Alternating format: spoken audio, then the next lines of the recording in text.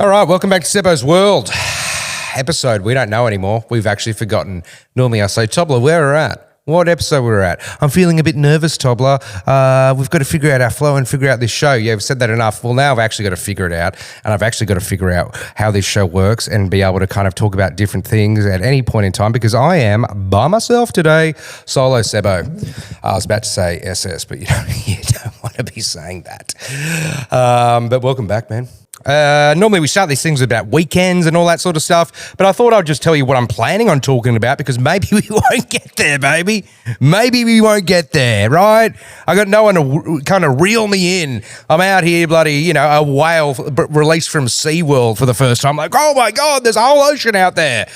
We're like just swimming around. If it was on a bloody GPS map, it's like this guy has gone nuts. He's just having a hell of a time like it's 2007. All right, this will be fun. Okay, so bit of housekeeping. The movie pod, not just because Tobler's not here, but even before that, we decided it's going to be a separate pod released on Thursdays. Tuesdays is this thing, which is your history, your pop culture, your dribble, your blah, blah, blah, blah, blah. Thursday's movie, just because we were going for too long in the sense of it wasn't the end of the world in terms of the time limit, but it didn't allow me to relax and look at things properly and just take a breath and all that sort of stuff. So you got 2 more days to watch Behind Enemy Lines. I absolutely frothed my rewatchy.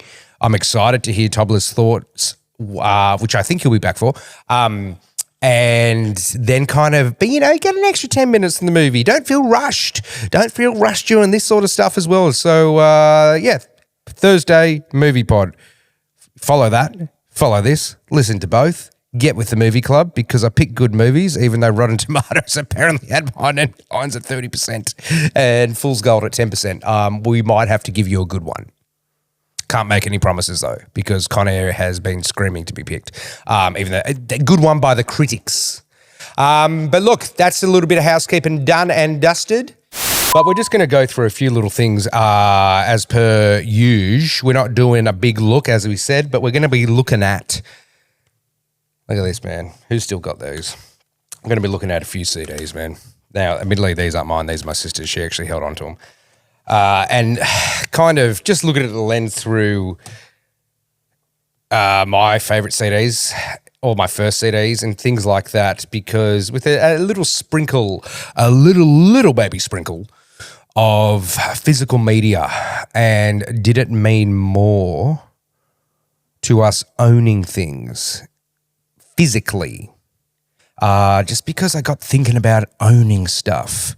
Long story to it, my boys are my twins. If you don't know, I've got twin toddlers, 2.5. They wanted all my treasure that I had because we watch all these treasure shows. We talked about this pirate show. I stupidly pulled out all the family trinkets and heirlooms, the like pocket watches and bracelets and badges and all that sort of stuff, key rings from like Istanbul 1930 or something, and a little box for each one of them to put their treasure in. And the boxes were my hot tuna watch boxes from when I was a kid, right? So obviously I like to hold on to things. I like possessions if I've held on to a hot tuna goddamn watch box for that long. And then I started thinking about media. I started thinking about errors because we talked about 2007 a lot. 2007, trust me, that ain't going anywhere. We'll touch on it a little bit later. But it got me down a little rabbit hole of thought. And had to dig out, not mine, these are my sisters, unfortunately. I threw everything away. Old Blink CDs and things like that, because I just feel that owning something physical kind of had a little bit of something about it. Anyway, that's just me saying I'm going to be talking about fucking CD later. And I also sent out a bunch of questions when I realised we'd be doing this by ourselves. Put our Instagram up there going, ask me anything. Also, last week, we didn't get into our YouTube questions, and that's something I want to be, a big part of this show. So I kind of go backtrack and answer a few of them. But Tobler, what'd you get up to on the weekend, bro? Oh, not much. Spider-Man and this and that. Oh, cool. I'll be doing that a little bit just to give myself a breath and just kind of figure out. Me? Did you ask, Tobler? Look, we didn't get up to much. It's going to be a standard sort of thing, that question. My weekend isn't filled with activities that are worth reciting, but maybe thoughts, right? Because I tell you fucking what, I'd be fine in solitary confinement. Oh my God, I have to be by myself. Ah! Oh no, like what's the other option? Like just fucking hang out with the murderers and rapists. Like, what are we talking about? I had very much a Seb, however old I am, weekend these days where the highlight might have been going to Toong, which is kind of the Bill's version, well, the Thai restaurant version of Bill's. If you don't know Bill's is like a bit of an establishment for like breakfast where it just does the classics right. There's always a line, great service, just staples. It's not following any trends or anything like that. Toong is like the size of a factory in Newtown where it is amazing service. You go in, there's like iPads on the desk. If you've got kids, they get a balloon for the kids. They get ice cream. They ask if it's anyone's birthday.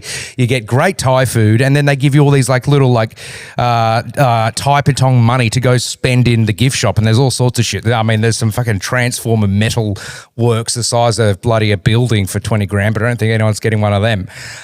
So that was on Saturday night with the fam. Millie was away at a birthday long lunch in Manly, so I trained the boys in and then trained them back at night walking down bloody King Street where, at 8 p.m. with a bunch of toddlers. That's a mission in itself, bloody bunch of fucking hipsters, alternative people who just like, oh, kids, man. Oh, I don't care about kids. Where's Slayer at? Like, yeah, go drink another fucking IPA. Get off the street, bro. We didn't get up to much else. Tried to clean the house. But can someone tell me how you don't, like, I just can't get on top of it with the kids, man. They're so fun at the moment, though. Like, they're just fucking, we talked about them pulling out the books last week, but they're in this really fun stage. And maybe it's by design or not, but their favorite music to listen to in the morning is I'm Blue, Eiffel 65, and LCD Sound System Zorba's Dance. We got this nightlight thing that has like a clock on it, and it's like this squishy little thing. And the kids, it's like a little, like, I don't know, some sort of fucking Gruffalo or some sort of like wombat or something. And the kids named him Alan. And then I said the LCD Sound System was Alan's favorite song. And so now the kids dance with Alan and dance around in the morning. And I'm like, you know what? It could be worse. It could be worse. So that's what I got up to, man. I went to the golf sim and I have had something go wrong with me in my brain. You know when Austin Powers loses his mojo and he just can't do anything, like at all kind of fun mojo, sexy sort of vibe, seduction? I couldn't hit a ball with the driver, at least. Like I could kind of hit the others, definitely the wedges, but I can't do it. My body's not working. There's like a switch has been broken or severed or melted from overdrive or something. I don't know what's going on there. We're not going to get into it any more than that, but I'm actually kind of scared because it's one thing being shit at golf, that's fine. But to not be able to hit a drive is a big problem. And a lot of people who don't play golf might not understand what I'm talking about, but this is actually, look, I'm not talking about slicing it into the woods. I'm talking about leaving the sim early because I know the people in the next bay who can't see me can hear how bad this is. Like the ball is going straight up into the roof. So I kind of retreated back home. Yeah. But that was basically my weekend, right?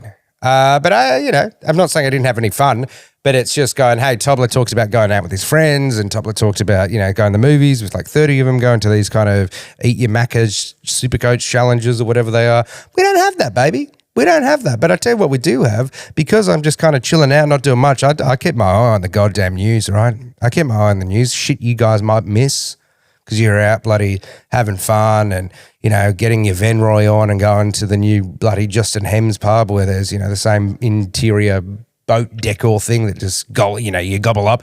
Not saying that's like I would love to be doing that. I can't. So I have to keep my eyes on current events because that's how I get interested. And I found something huge on the weekend. There's been a few false dawns about this news, so I don't want to get too excited. I don't want you guys to get too excited. But it does seem like it's confirmed through multiple sources. And that's that National Treasure 3 is in production and Nick Cage is starring in it. So Benjamin Gates is back. It's been a long time since Benjamin Gates and Netta Harris were chasing the treasure in National Treasure 2. But I think we're on. Right? Now, we're not going to be able to watch National Treasure 1 or 2 for a while because we want to time it with the National Treasure 3 release, baby. But that's kind of what I wanted to bring you guys as a valuable piece of information for tuning into this podcast while you have your fun and your frivolities in your youth and your non-kids and your non-twins. So, yeah, thank me later. Thank me later. We watched our show Silo. It's wrapping up. I haven't finished the episode. I actually fell asleep, but Silo's a fucking good show, man. We watched that. I love, was it? No, it's on. I love Friday releases of shows, man, because most of them come out Mondays. Fridays, you forget about it. And then you're like, oh, it's like Sunday, and you're like, oh, fuck, I haven't watched Silo. If you haven't watched Silo, it's basically got it's like one of those futuristic dystopian things where all these people are in this underground silo. You don't know how long they've been there for. You don't exactly know what's going on. Rebecca Ferguson's in it, who I think is like the hottest and the most beautiful and talented actress at the moment. She's in June. She's in Mission Impossible. She's in Silo. So we watched that. Apple. I told you guys that Apple is the bloody platform these days, at least pound for pound if you have to qual. Netflix, yeah, go watch your second screeny stuff, because Apple also had a movie, Dink, about pickleball, which I actually, again, haven't finished. This guy falls asleep on the couch at like 9:30, right? But it's actually it's got a bit of a OG Happy Gilmore feel in a modern time, not back then.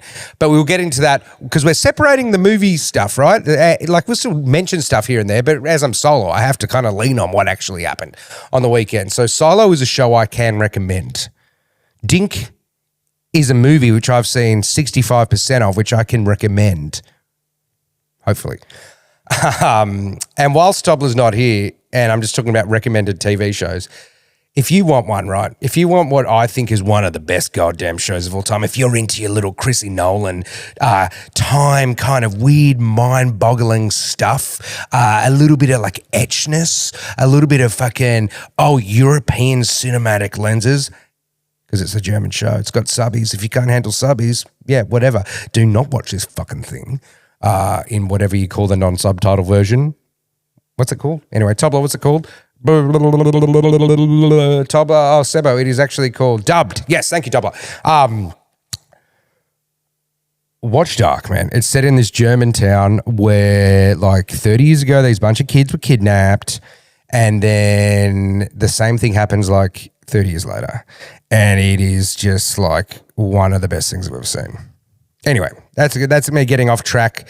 Just giving you some recommendations just to kind of look that up. And then so if you remember anything from this podcast that I actually recommended something good that you like and you go, that was a good episode, Seb, when he was by himself, right? That was a good episode because you have these positive memories with other shit that has nothing to do with me, except that I told you to watch it.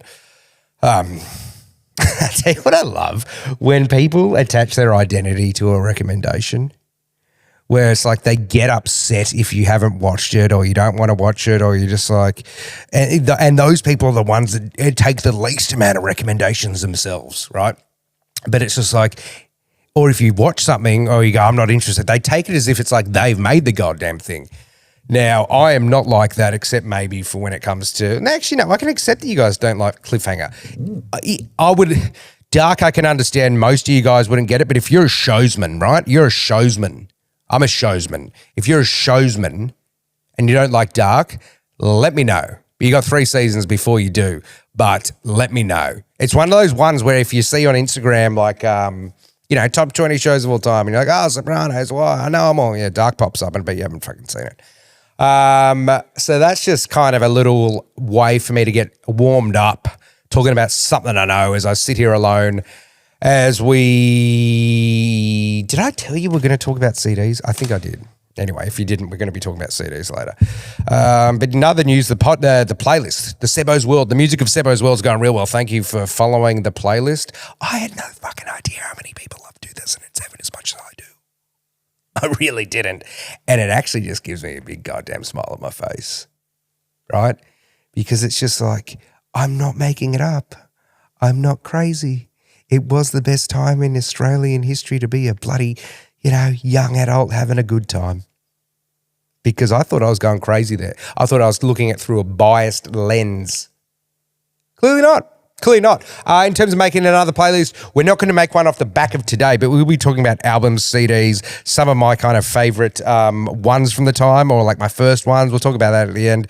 But like maybe that's what we'll gear towards as the next playlist. I don't know if I'm even going to get to there today, but send through more ideas for playlists, because the reason I don't want to jump to the 90s one, there's more pressure on that than the goddamn 2007 one, because that one's a little bit underground, so not everyone's going to rip you apart because you didn't, include Tool or someone. It's like, okay.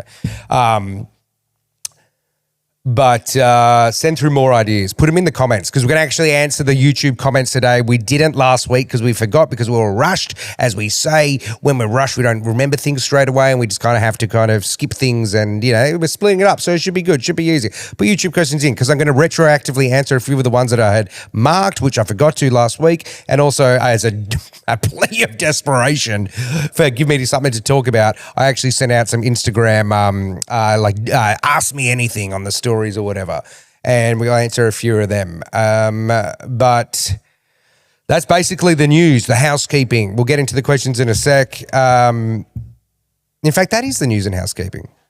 I don't have anything more to talk about.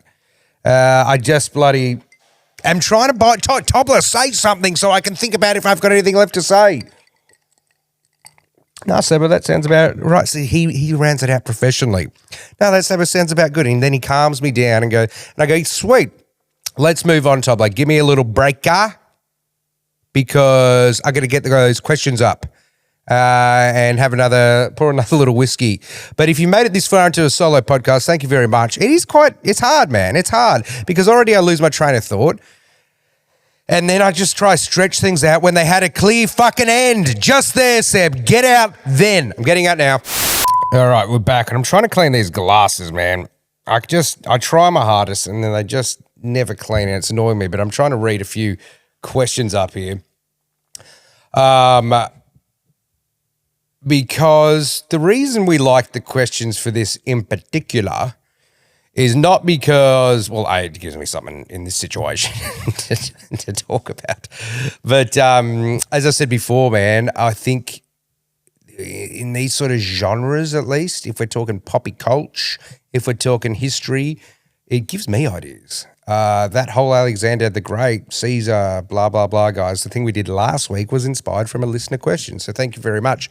At whatever. I haven't saved any of these questions as usernames. But we're going to go back and just answer some YouTube questions. I'd like this to be a good part of the Poddy going forward. Where are they? Here they are. Just because it gives me ideas of either movies to do, things to look at, perspectives. Sebbo, I know you love watching Nicolas Cage. You should watch Spider-Man Noir. He is so good in it. Kind of puts the whole superhero stuff second and more about the characters. At least give F1 a go. Yeah, fair enough, dude. Look, I'm not like, when I'm talking about Marvel and my hatred for Marvel, it's two things. It's that whole bloody annoying fucking multiverse, no one can ever die, we can just, nothing matters thing. And then also that it's sucked up a lot of money. But in terms of superhero stuff, like I love Peacemaker with John Cena. I watched The Penguin, loved that. The Boys, which I know is kind of a bit of a satire. Watchmen? Actually, I've read the Watchmen comics, dude. If anyone's a comic person, Alan Moore, like I've read this shit. It's just that Spider-Man Noir may be higher than the rest, but I'm honestly considering rewatching Prison Break, right? And then like current shows like my Silos and releasing shows will always take preference over Prison Break, but your Spider-Man Noirs, look, if I sound a little bit sick now, actually, sick or something, and I somehow have a day off and the kids are at daycare, maybe that's when I watch it. But I do trust your opinion, man. Nick Cage, Kick-Ass. What was that? That was a great little kind of satire.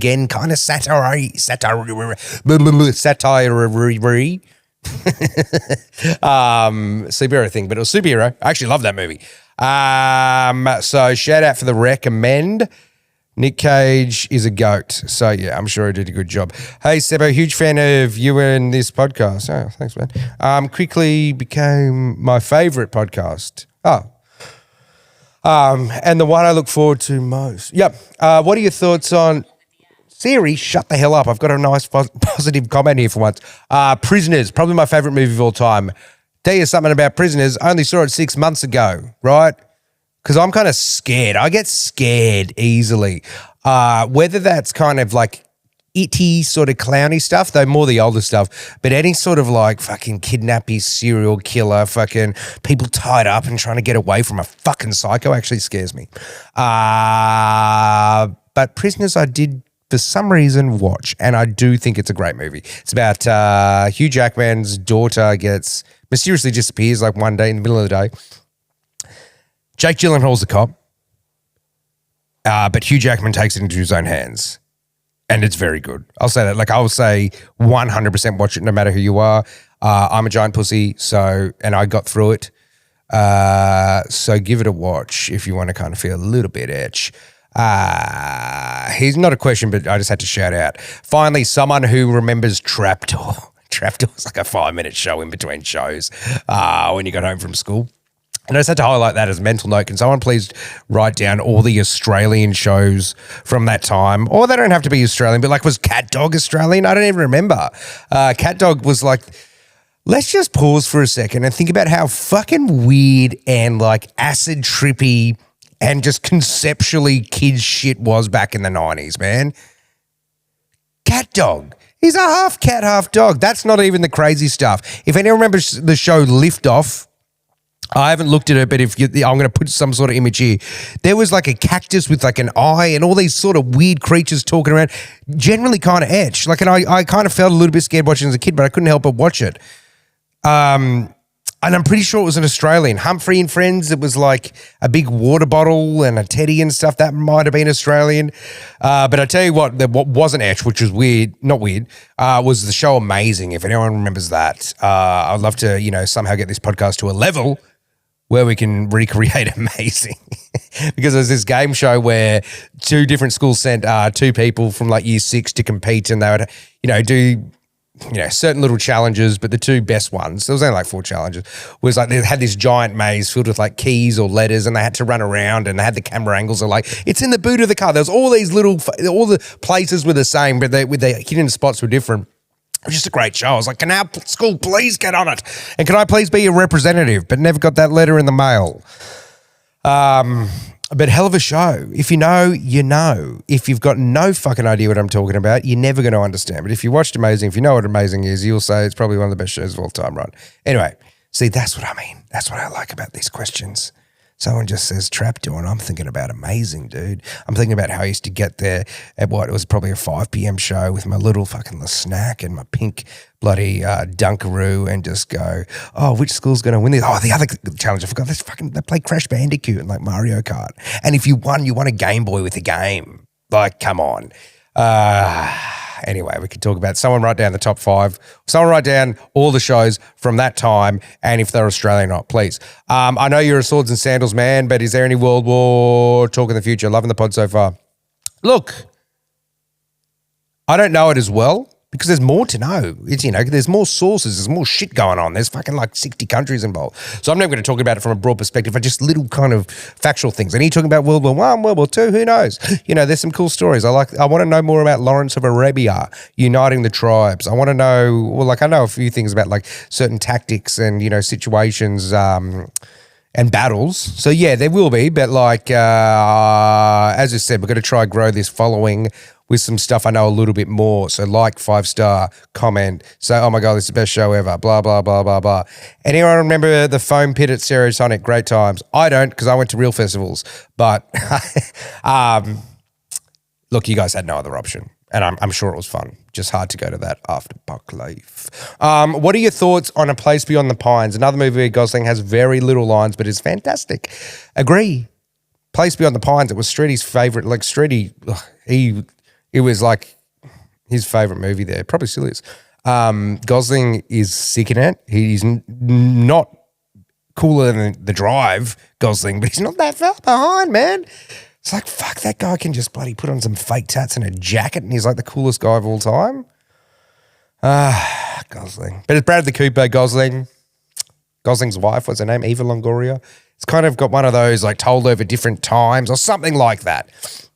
That will get a rewatch by me at some point. Sebbo, got a 24-hour flight coming up. Love The Rock. Can you recommend movies for a movie bender and a long flight? Well, if you love The Rock, and I know this is a late answer, but just anything action, dude. Anything 90s action, early 2000s action, early 2000s comedies on a plane. You probably don't want your Oscar winners. You don't want to be there fucking crying over something Adrian Brody's doing or some shit. It's just like, nah, give me Nick Cage, trying to take down a fucking plane of prisoners. Or just like, I'm sure everyone's seen all the comedies a million times. Your Wedding Crashers, your Judd Apatow eras, right? Anything like that. That would be the two main genres. A little sneaky genre. Well, I mean, you could watch like for Jurassic Park and all that bullshit. And of course, Marvel. But a sneaky genre for a flight. What would a sneaky genre be? I'm going to have to go fucking adventure. Treasure, dude. Adventure. Fucking, what's it called? The one with The Rock. Tobler and I used to always watch it when we go to Magic Round. We do it like 20 minutes at a time. What's it called? The Rock. The Rock, he's got a khaki shirt like every other movie. Well, like all the Jumanjis, the OGs or the new Jumanjis, whatever the one with The Rock on Disney is where he's going down a river. Tobler, which one with The Rock where he's going down a river? See, I'll do this to give myself a second to think. It doesn't matter. But that sort of stuff. Adventure, action. Super coach segment. Can we talk about how your team went? I got one trade left. I'm ranked 4,000. I was ranked 2,000 3 weeks ago. I've shat the bed. Don't know why. Got guns. Tried to anti-pod. This won't make sense to anyone who's not in super coach, but to you, whoever asks that question, hopefully it does. Have given up in the top 1,000. I've only got there once before. Anything other than that is a fail. One of my favorite things about the movies in the 80s, 90s is the side characters. You never remember their names, what movie they are, but they somehow pop up in movie after. Dude, I tell you what, his name is, I've finally learned his name after years, Will Fichtner. He's like my goat. You're probably 12th on the cast list, but if you're in it, I just like him for some reason. He's in Armageddon as the kind of astronaut, not the miner. He's in Prison Break as the baddie. He's in Perfect Storm where Clooney and fucking Wahlberg are just trying to get a bunch of fish back from the Flemish plate, but they'd go through the storm and all die. So shout out him. Agree. 100% agree. There's like a certain people. There's like the guy who's also in Armageddon and he's in Gone in 60 Seconds. He's in Remember the Titans. You know what I'm talking about. We need an episode of Game of Thrones and House of Dragon. I agree, but maybe Thrones are more just like our favorite characters. Because what more can I say about Game of Thrones that hasn't been said? And people are still arguing about the end. House of Dragon finished up recently. I said it earlier, man. I said it in different podcasts. Like I'm liking it, but it's not scratching that same itch. I don't know why. Fucking Rhaenyra, dude. She's just become so unlikable. It's just like, can you just fucking... I get it. I get why you're a dreary fucking wear the black dress, but it's just, I don't know, man. Where does True Lies sit on the 90s action genre? Top 20, but probably not top 10. I'd say somewhere between, for me, between 9 and 15. 8 and 15. We'll have to investigate that properly later. Great movie though, Arnie. Actually, fuck, it's probably like a 9. Sorry, I'm a bit sick, I think.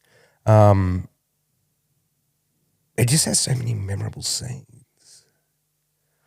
Yeah, I'll look at that. We'll do a top 10 action list soon. Once we, on the Movie Club podcast, right? Make sure you follow that one because it's not just the movie. It will be most of the movie, but we can talk about this sort of shit. I'm just trying to pad time here as I'm did I say pad thai? No, I said pad thai. Wouldn't mind a goddamn pad thai right now. I'll tell you a little trick, actually. I used to do it. Now, the pad ki mao is one of those dishes at Thai restaurants where everyone does so differently, where a pad thai is a pad thai. Some are bad, some are good, but a pad ki mao, you're like, okay. And you find the right restaurant has the right combination of pad ki mao, chili, and this. I used to do it in Darlinghurst. But you order, go, can I get a pad ki mao with pad thai noodle? It will fucking blow your mind. Now, the only place I know that combination truly works is at Estada in Darlinghurst, if that still exists. I'm talking when I was working at Darlow Bar days in like 2007 to 2009-ish. We didn't have a kitchen, so we made a deal with that Thai restaurant the burger joint and the pizza joint nearby, none of them franchises, probably have been run out of town by someone selling fucking fish toast or whatever the trend is these days. But great food, man. Great food. Honestly, fish toast. There was a point there. I know that. I know that's probably 5 years ago, but it's like you used to pay cherry tomatoes. Like I annoy my wife so much because we once went out on our first dates and that's what she ordered, and it's like you get a piece of toast with like 2 anchovies on it and a bit of olive oil, and then the tomatoes is like 4 cherry tomatoes chopped up with a bit of olive oil, and it's like $40.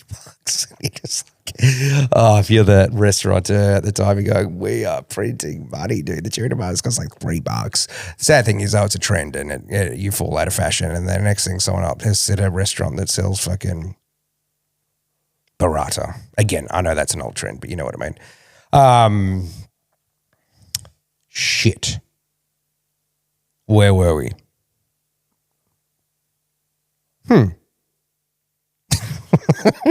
True life. Fucking, we'll get into the look, there's a few YouTube Instagram questions, but I feel that's basically enough. If there's I kind of do have to answer these. Someone's asked from on Instagram, house party yarn, surely some from the glory days. Look, I'm not going to go into any specifics, but everyone heard of the Redfern house party from 2013 to 19.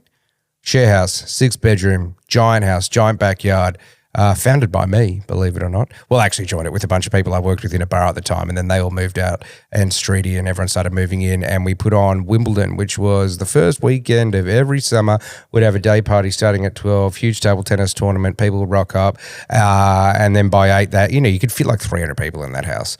But we were pretty stinky.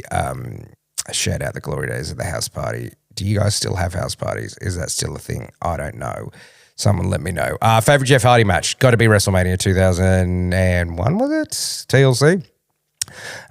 Interstellar live at the Opera House. No, I'm not going, but the third best concert I've seen live is Hans Zimmer back in around COVID-y times. All the small things or what's major again? Well, we'll get to that later. Tarzos, how good were they? Yeah, pretty damn good, but Pogs were fucking, like, legit. Pogs are weird, dude. Like, Tarzos were cool, right? Yeah, you got that fucking Roadrunner guy, whatever his name is, the bloody Hurricane dude. But Pogs were fucking weird, man. Like, the 90s had some weird designs. Oddbods. Does anyone remember Oddbods? Because I've still got my Oddbods, I think. I better dig them out. I swear I saw them like 2 years ago. Were just fucking wacky, dude. Like you look at some of the 90s shows as well, Lift Off with that fucking eye that's in like that cactus. And it's like, what the hell's going on? Oddbods was the same and Pogs were good as well because, yeah, you had slammers in Tarzos, but Pogs, you just had it could be anything and everything. It was just like, what's that? What's that design? Where the fuck that come from? Tarzos was all the same sort of shit, right? But Pogs were just like, it was... I don't know. It was just this weird, kind of cooler, alluring sort of vibe.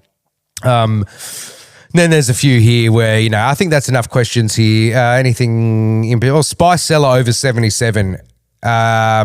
Interesting enough, I'd love to do like a bracket for Sydney venues from 2000 to 2010, 13, and see who the winner is, obviously, but like the top 4, all right? So we're going to figure out a way to do that. So list any that I'm forgetting. Obviously, we all know a lot of them, but personally, Spice Cellar and 77 are great. I tell you what was shit, like Hugo's and stuff. Here's one, rock albums and songs from the top rock albums and songs from the 90s and 2000s. Well, we'll kind of get into that later. But that's basically the questions, and I just want to say thank you for giving me some questions because there's a man here by himself. You kind of need someone to bounce off. Don't you reckon, Tobler? Yeah, Seb, that was a really good Q&A. Thanks, mate. That's what we'll do.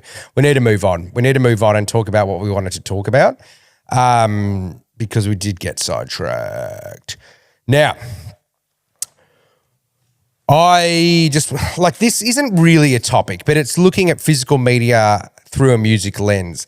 The reason I wanted to do this, couple of them. One, we did that 2007 era, and I wanted to move away from something and go to something else. But because I didn't spend my actual adolescence in the 90s with CDs. I'm not coming at it from a culture perspective, right? Though I would like to, but I'll need time to piece my thoughts together and to talk to people who are a bit older than me. Like my sister was one of them, but like, a few more different people, and then I can figure it out. The only thing I do know is that, like my 2007 poem, I did write one of them about Blink-182 once, years ago. I don't know if I can find it. I will try find it. But the feeling that Blink-182, looking back, and I'm talking 10 years ago I wrote this thing, I had that with like the 2007 feeling with that, as looking at Blink-182 from a perspective of me being 11 years old and listening to the music and can't wait to get drunk and go to a party and get to third base with someone. Like that's more the poem. But the Tobler, what did I say the first round? Tobler, what? Yeah, no, I just said looking at music through that sort of lens. Also, just trying to like tap into, does owning something and the less is more in terms of when you used to get CDs, you didn't have the internet, you didn't have a million things, make you more attached to something? Or am I just looking at this through nostalgia? I'm going to have to get back because I believe I am getting, shit. My nephews are trying to, both have a, what would you call it? Fuck. Hold on. Okay. Oh shit. I'm in trouble. What would you call it? A speech. Yeah, a speech. Remember when you had to do a speech at school? Oh, let me tell you about my speech in a second and the story behind that. I'm just going to tell my nephews that I can't speak right now and they're going to have to stay up late because I'm meant to be writing their speeches for them and the topic can be about anything. So I'm just going to call them back and I'll be back here in a second. Tobler, please remind me to tell them about my speech in year 6. It might have been timed to one of these CDs. All right, I'm back. I'll call him in about half an hour or so. And I was like, fuck, let's just write a speech on the fly because I said we wanted to talk about this as an era perspective in terms of the album, the type of music there, but I'm just going to try sum up my point about physical media and what kind of intrigued me to talk about this today was there was an age where a $30 Sanity voucher was the best thing you could get given or you could give to someone. An age where you would walk, you would drive, you would catch a bus to the store, to the Sanity, to browse, to go get the albums. You would take time out of your day to select something where you'd only get 12 tracks from. This isn't the internet where you can just YouTube or Spotify or anything. And, there would be albums that you had to get because you were a loser if you didn't have Edinburgh the State. Complete loser. Like if Dude Ranch for Blink-182, it's like, okay, you were an OG. You didn't need to get that. If you were a young boy who was trying to get into skateboarding and talk about Tony Hawk, well, you don't have any authority if you don't have fucking significant other, brother. Right?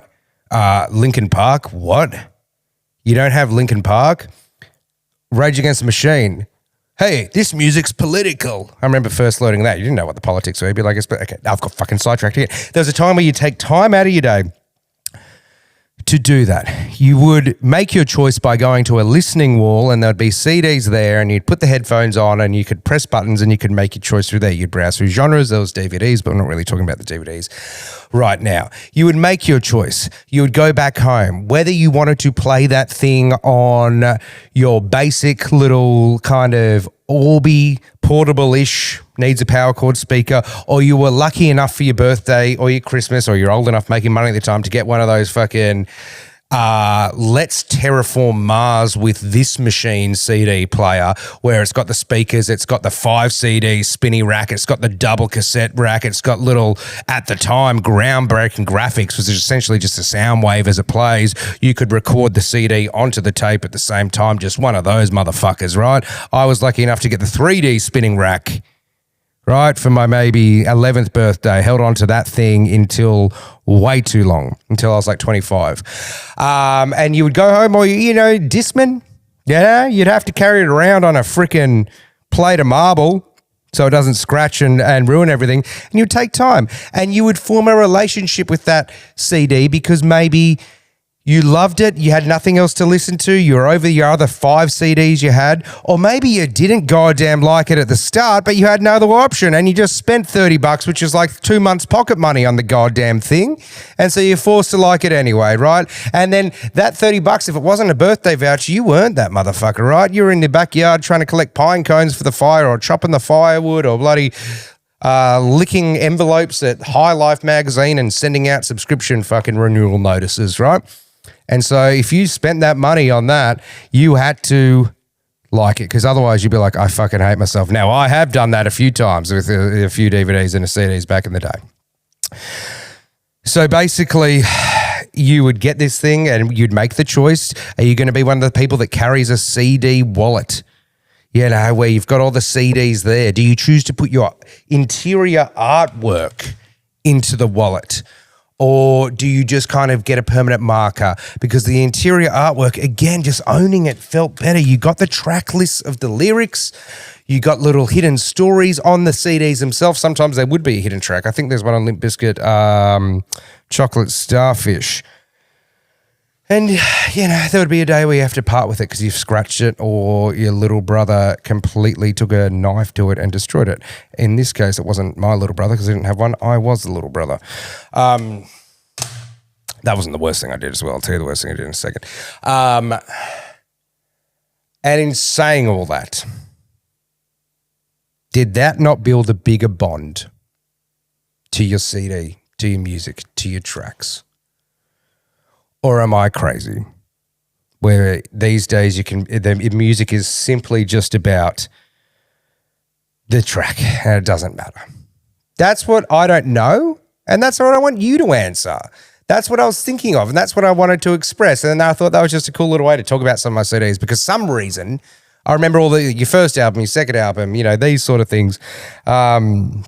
We'll go through them in a second, but I don't want this show to become something where it's like, the good old days and all that stuff. But like, to be honest, it fucking kind of is. The more you talk about this, the more I prep for these sort of shows. The prep involves thinking about this sort of stuff and just writing like dot points out because then I can remember it. So let me know, man. Let me know. And that's that part done. We're going to go through my albums in terms of my first and, you know, my most played and all that sort of stuff. Now, and is this one of those situations, Seb, where you just had an out and you haven't taken it? Yeah, it was, man. It was. Oh, but I did say the worst thing I did to my sister. So obviously a Red Hot Chili Peppers California Cajun CD I completely destroyed, and I can't remember why, but I was angry. The only other time I've been angrier than that is, well, this has got to do with music. And P.S., this is water whiskey. I'm not having a giant glass of whiskey. I've just put water in it so I can salvage it a bit more. Is back in this CD area, I just so, whatever your choice of the word is, eloquently or dribbly explained, you also had a room full of posters because you didn't just have your photos on your Instagram. And it wasn't of you, the posters were of the band. So you could either have photos of the album covers or you could be a 13-year-old boy with Blink-182 literally just in their undies. I had all of that stuff. But then it's not just the posters, like the legit normal like poster-sized posters, but you'd be magazines back in the day. You know, Thrasher was the skating magazine. I can't remember the music magazine I used to get, and used to just take a knife or a scalpel and just take out this little A4 thing. And your wall was essentially a collage. It was a collage of shit.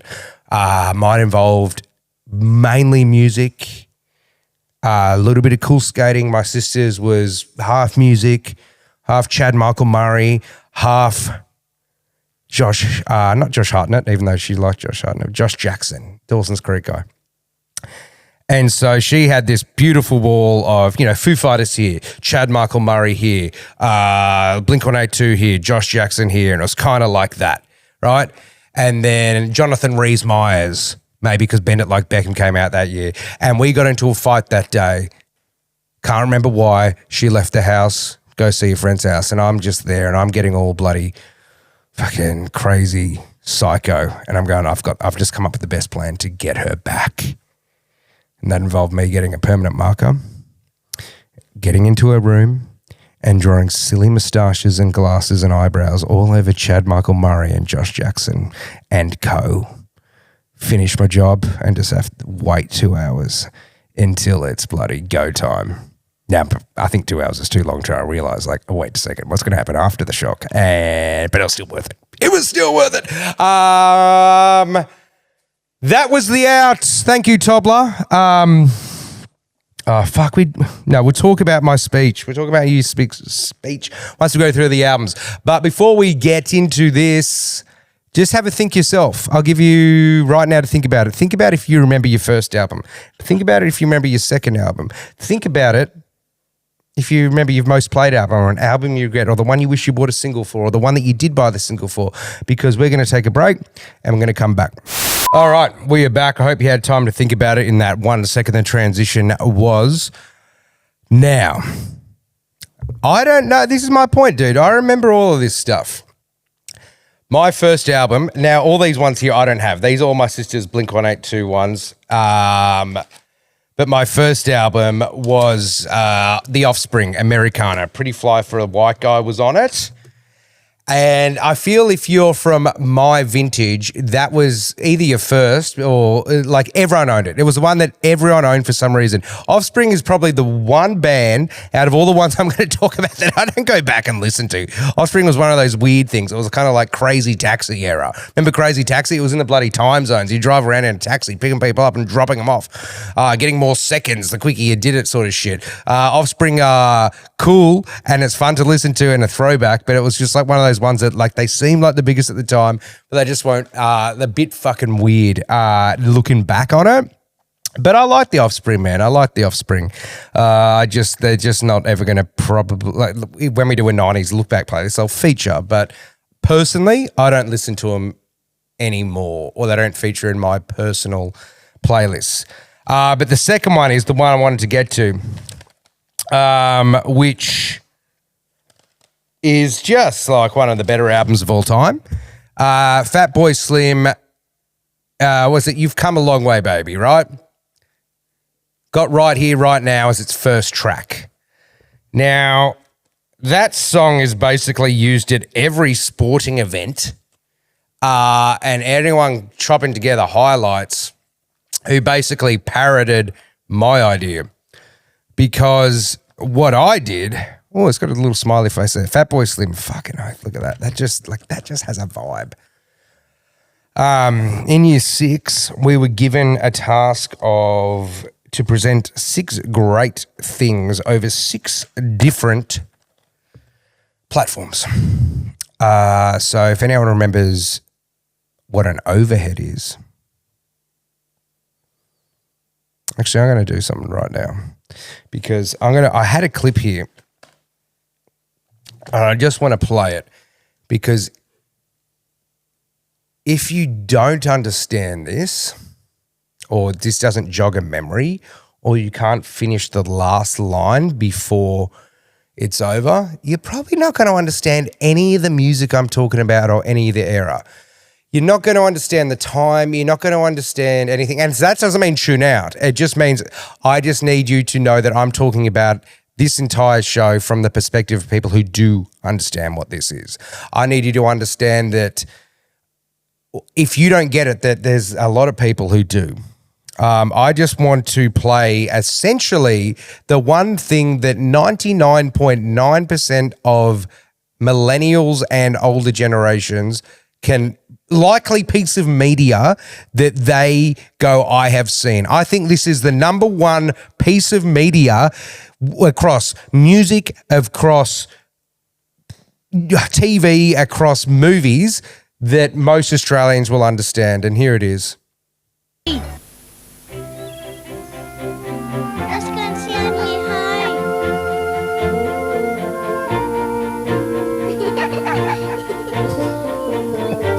Like, come on. You've seen this, right? This was on every person's... Do you like it? Thank you. Thank you, Mr. Hooker.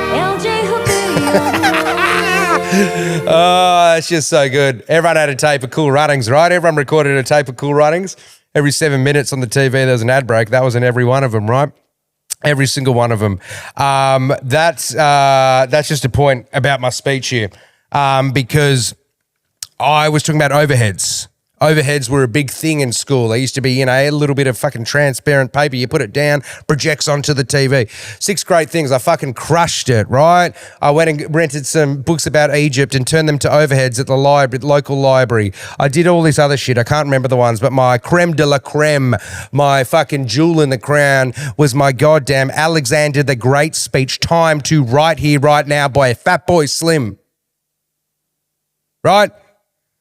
I fucking, the first drop, I gave the battle stats, how I only lost 3,000 people with 47,000 up against fucking 500,000. And boom, doom, doom, doom. So I came up with that fucking thing, right? I came up with the put it at the sport thing. No, look, I'm just being silly, but fucking shout out to me, Year 6, Fatboy Slim, Alexander the Great. Haven't moved on much since then, as you can tell. And I got 0 for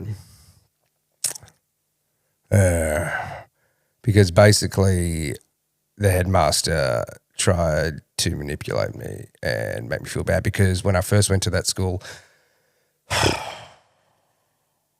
basically every single student got given a card for effort at the end of each term. It was presented to everyone. It's like you got a white card, it was like a participant. Oh, no, not everyone got a card, sorry. You didn't get a card. The first base level was the white card, then the red card and the yellow card. No one had got a blue card, which is the top card for 3 or 4 years at the school. I got a blue card 4 fucking semesters in a row, right? Because I put effort into shit. And I was the golden one, going, oh, you're going to be head boy, all that sort of stuff when you're in Year 6. And then, I didn't want to be that guy. I like Limp Bizkit and Blink-182 and doing dumb stuff, playing brandings and fucking doing dares and shit. And that rubbed him the wrong way. So when I handed in my Alexander the speech 3 weeks early, and even had a handwritten goddamn thing, and then I asked from it back to practice it because I needed to time it to this Fatboy Slim perfectly, right? I don't want to be a fool and rock up and not do it right. And then I handed it back to him when I was going to do the speech, and he goes, oh, you handed it back now, have you? 0. And I was like, oh, fuck you. But this whole track, man, everything on this is fucking mad. There's so many tracks that, Right Here, Right Now is the best one, obviously. But I think every track's kind of good on it, dude. I think you go back and you listen to it a lot. Now, me most played was Limp Bizkit's Significant Other. Had the poster of it. Everyone had it. We were all skater boys. If you're into Tony Hawk and had a fucking birdhouse deck, industry trucks, bloody Spitfire wheels or whatever they were, you played Limp Bizkit. Now, it's not my most loved. It's my most played because it was the ones where at that sleeper over I'm talking about, that's the one you played. If everyone's driving in the car, their mum and dad, driving them to a skate park or the pool or something, you put on your Limp Bizkit. You put on your noogie. You put on your fucking brake stuff. It was the goddamn peak of new metal 90s angst sort of stuff. Whilst we didn't have anything to be angst about as bloody 12-year-olds, some reason it just kind of took you along the way. It was bloody WWE-esque, and we're not going to get into that right now because I'm already nearly out of time. But look, my most loved was Enema of the State, dude. I still think it's easily the best Blink-182 CD of all time. I still think that I listen to this, songs from this the most out of any. Everyone's favourite songs, All the Small Things. That was one of the questions in the Instagram. They said, All the Small Things or What's My Age Again. I'm going to say What's My Age Again. I think All the Small Things is a great track, but I think it's the basic bitch track of Blink-182. I think it's the easiest one to sing along to, and that's what makes it better. But it's just because you can sing along to it in a group doesn't make it the best one. It's still great video clip. But it's just What's My Age Again's way better. It's about a person with bloody ADHD who can't grow up and just keeps living like a child, and maybe it resonates with me for a different way. One of the ones I secretly had, which I didn't tell the boys about, which didn't come out about the sleepover, is Aqua Barbie Girl. Aquarium was the name. But now that I'm old enough not to be insecure about my masculinity, it's a fucking album, dude, and there's some fucking tracks on it. Look, I kind of said as well, if you didn't have this album growing up as a millennial, you weren't a loser, but you weren't cool, right? Linkin Park, Hybrid Theory, In the End, all that sort of stuff on it. The beauty of this is the way you discovered new music is through compilation CDs and Channel V. And Hit Machine and Triple J, Hottest 100. I got one of the Triple J ones here. where they'd give you the Triple J Hottest 100 on a couple CDs, 2 CDs stack there, right? Hit Machine. And then they were So Fresh, which is a bit more Barbie Girl orientated, which I never owned. Ooh.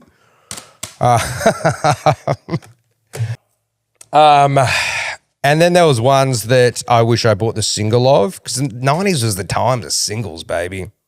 And when Teenage Dirtbag came out, I thought, fucking oath, let's get the album. Every track on this is going to be mad, even if it's only 60% as good as Teenage Dirtbag. Turns out they're all fucking shit. But the one I did buy the single of was Crazy Town Butterfly. Now that track, just bloody...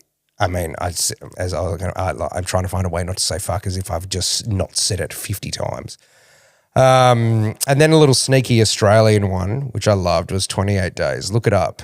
Yo, everybody rip it up. Yo, check this style. Go, go. Now, these are just albums I actually own, right? And I just want to go through that just to jog my memory and then hopefully jog your memory and then go, maybe there's a little chest somewhere under mum and dad's place where I can go dig them out and just hold them, because I tell you what, holding these things feels good. It feels real good.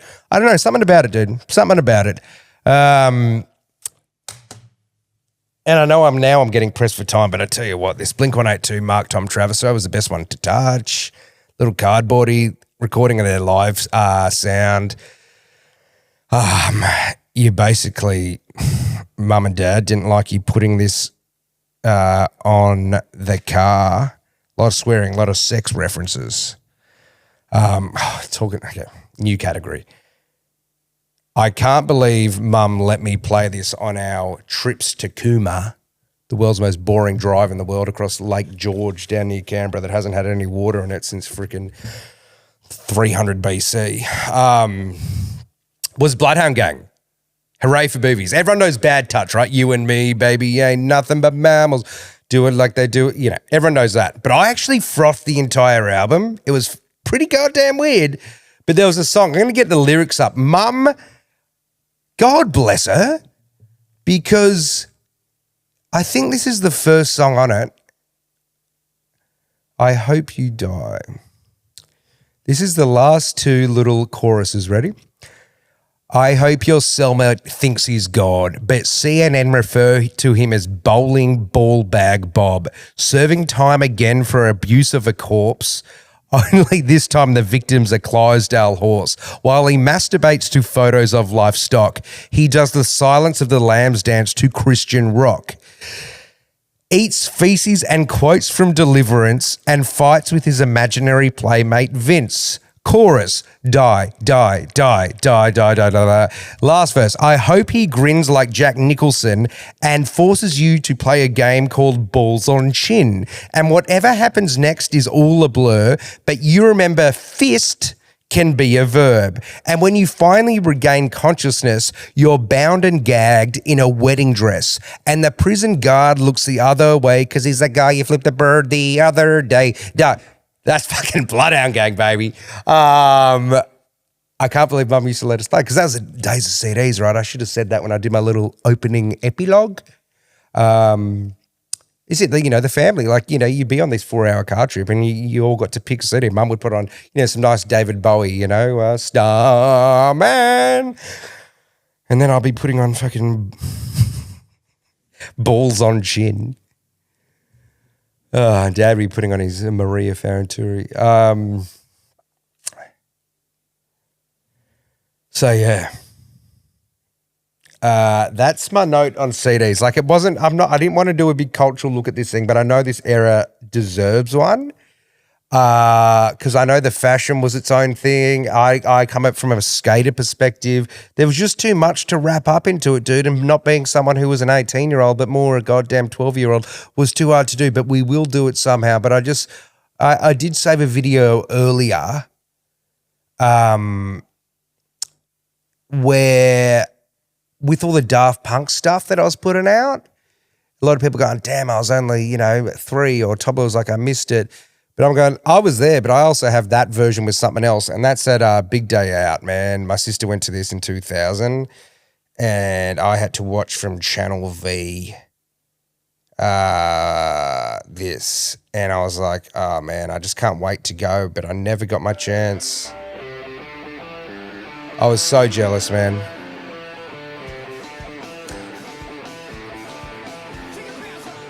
It's hard to put into words about how jealous I was, and if you don't know Blink and you don't know the time, and this just sounds maybe like gutter trash to you, but to a entire generation, this sound, that song,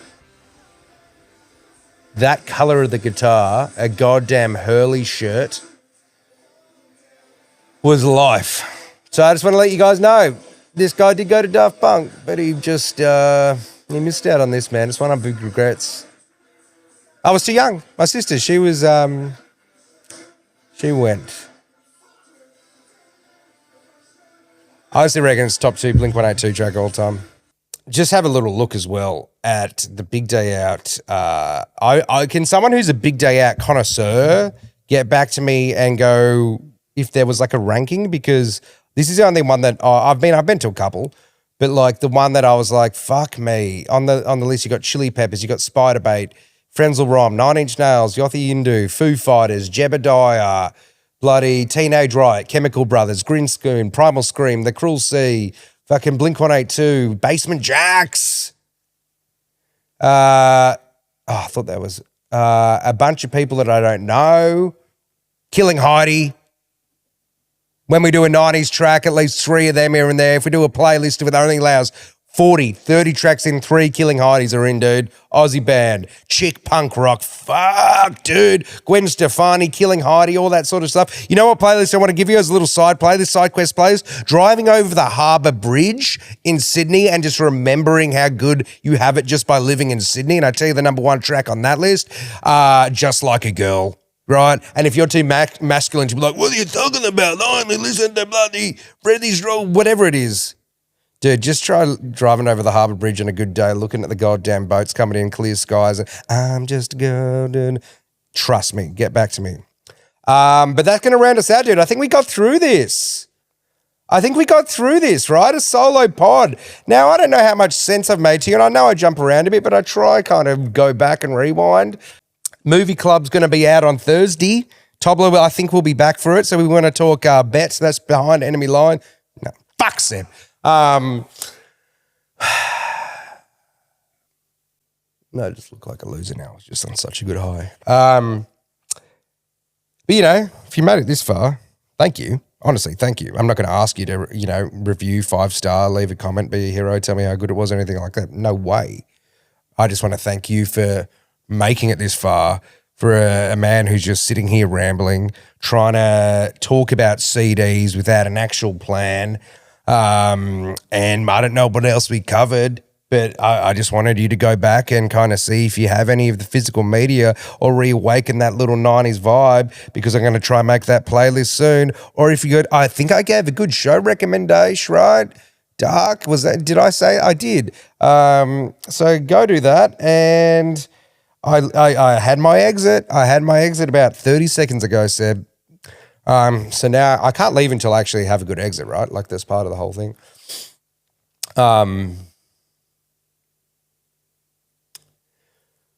Shout out 2007.